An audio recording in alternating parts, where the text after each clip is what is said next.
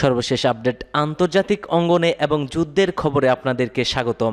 আসসালামু আলাইকুম। জানিয়ে দিচ্ছি সংবাদ শিরোনাম। আল্লাহর ইচ্ছায় অসম্ভবও সম্ভব হয়। আমেরিকা ও ইসরায়েলের উপর গাজা বিজয় হয়েছে বলছেন সর্বোচ্চ নেতা আয়াতুল্লাহ আলী খামেনি। এদিকে নেতানিয়াহুর কাণ্ডে আবারও যুদ্ধ বাঁধার আশঙ্কা। জানিয়ে দিচ্ছি ইরানের পরমাণু কর্মসূচি সম্পূর্ণ স্বচ্ছ, একচেটিয়া আধিপত্য ভাঙ্গা হয়েছে।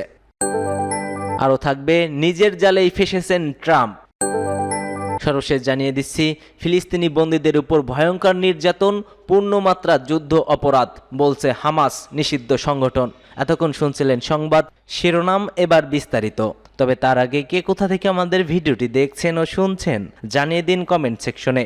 একই সঙ্গে কমেন্ট করে জানিয়ে দিন আপনার মূল্যবান মতামতটি। আর ভিডিওটি ভালো লাগলে একটি লাইক করবেন। পরবর্তী আপডেট পেতে চ্যানেলটিকে সাবস্ক্রাইব করার অনুরোধ রইল। আল্লাহর ইচ্ছায় অসম্ভবও সম্ভব হয়। আমেরিকা ও ইসরায়েলের উপর গাজা বিজয় হয়েছে। সর্বোচ্চ নেতা আয়াতুল্লাহ আলী খামেনি জোর দিয়ে বলেছেন, যদি এই মহা মুজাকে সঠিকভাবে কাজে লাগানো হয় তাহলে মানবজাতির সব সমস্যার সমাধান হবে এবং মানব জীবনে শৃঙ্খলা ফিরে আসবে। তিনি মহানবী সাল্লাল্লাহু আলাইহি ওয়াসাল্লাম এর মুজিজা আমাদের মাঝে বিদ্যমান থাকাকে মানবতা তথা গোটা বিশ্বের জন্য এক বিরাট আশীর্বাদ হিসেবে উল্লেখ করেছেন। কোরআন নিয়ে কাজ করার সময়ও তেলাওয়াত করার সময় পূর্ণ মনোযোগ দিতে হবে। মনে রাখতে হবে সর্বশেষ নবীর মুজিজা আমরা পেয়েছি যা আমাদের সামনে রয়েছে। পবিত্র কোরআনে উল্লেখিত নেতানিয়াহুর কাণ্ডে আবারও যুদ্ধ বাঁধার আশঙ্কা রয়েছে। আবারও হুমকিতে গাজা যুদ্ধবিরতির চুক্তি।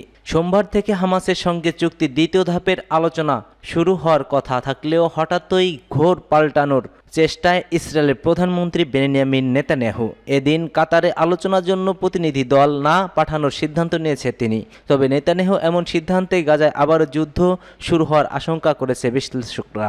হিব্রু সংবাদ মাধ্যম ওয়াল্লা নিউজের বরাত দিয়ে টাইমস অফ ইসরায়েল এই খবর জানিয়েছে। গত 19 জানুয়ারি হামাস ও ইসরায়েলের মধ্যে যুদ্ধবিরতি শুরু হয়। 3 ধাপের এই চুক্তিটির প্রথম ধাপের মেয়াদ 42 দিন। তবে প্রথম ধাপের 16 দিনের মাথায় দ্বিতীয় ধাপ নিয়ে আলোচনা শুরু করতে হবে বলে চুক্তিতে উল্লেখ আছে। সে হিসেবে সোমবার হবে, অর্থাৎ আজ হবে 16তম দিন। নেতানিয়াহু যদি শেষ পর্যন্ত প্রতিনিধিদের কাতার না পাঠান তাহলে এটি চুক্তির গুরুতর লঙ্ঘন হবে। এক জ্যেষ্ঠ ইসরায়েলি কর্মকর্তা বলেন, চুক্তির দ্বিতীয় ধাপ কার্যকরের ক্ষেত্রে বিষয়টি খুবই চিন্তার। তবে আশা করি এটি 42 দিনের প্রথম ধাপটিকে ক্ষতিগ্রস্ত করবে না।